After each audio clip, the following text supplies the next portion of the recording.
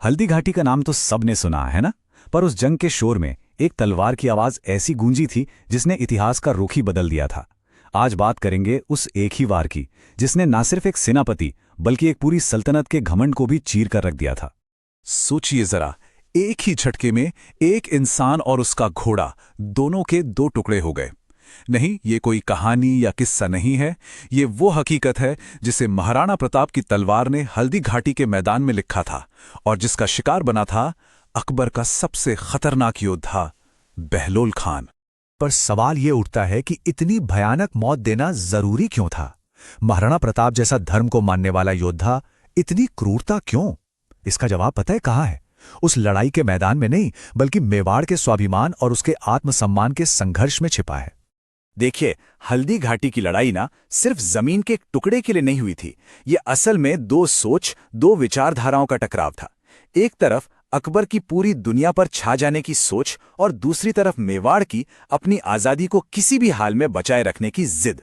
तो एक तरफ थे शहंशाह अकबर, उनका एक ही सपना था पूरे हिंदुस्तान को एक मुगल झंडे के नीचे लाना, और इसके लिए वो सब कुछ कर रहे थे, संधि, समझौते, रिश्तेदारी और जरूरत पड़ी तो तलवार भी। वहीं दूसरी तरफ थे महाराणा प्रताप, जिनके लिए मेवाड़ की आजादी सिर्फ जमीन नहीं बल्कि उनके पुरखों की इज्जत थी, उनका स्वाभिमान था, और वो इसके लिए कोई भी समझौता करने को तैयार नहीं थे, बिल्कुल नहीं।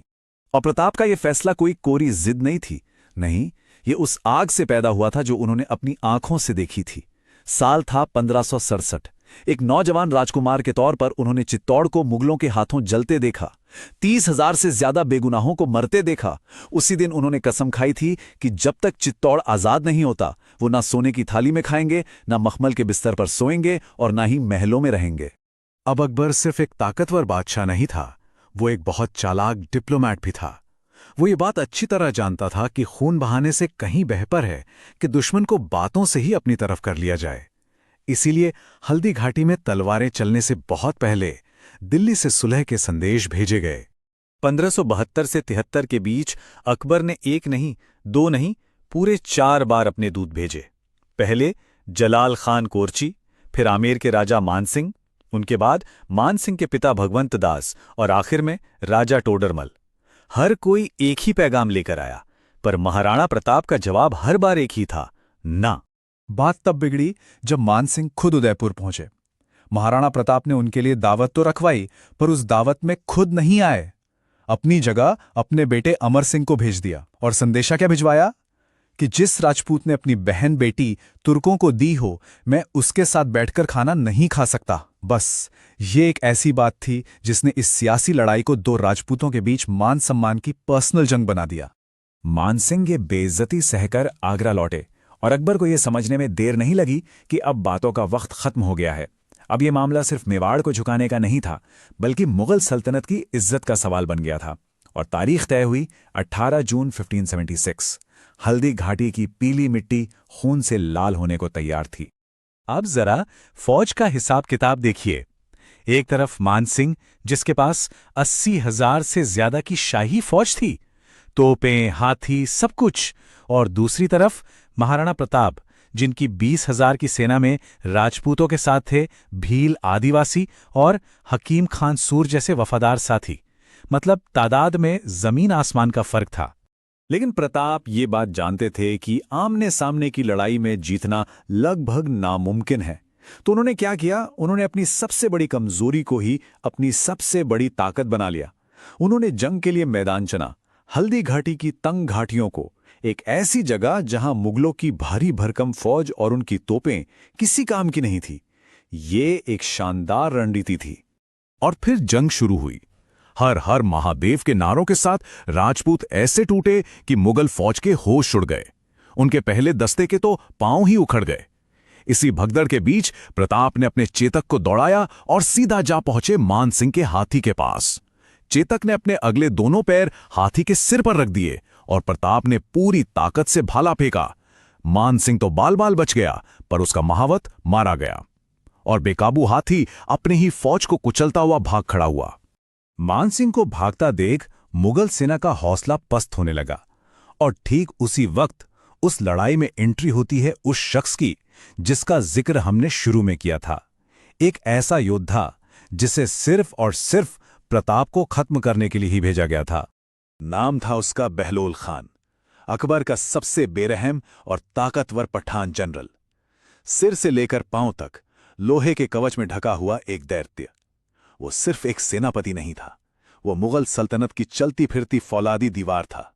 और उसे सिर्फ एक काम दिया गया था, प्रताप को जिंदा या मुर्दा पकड़ो।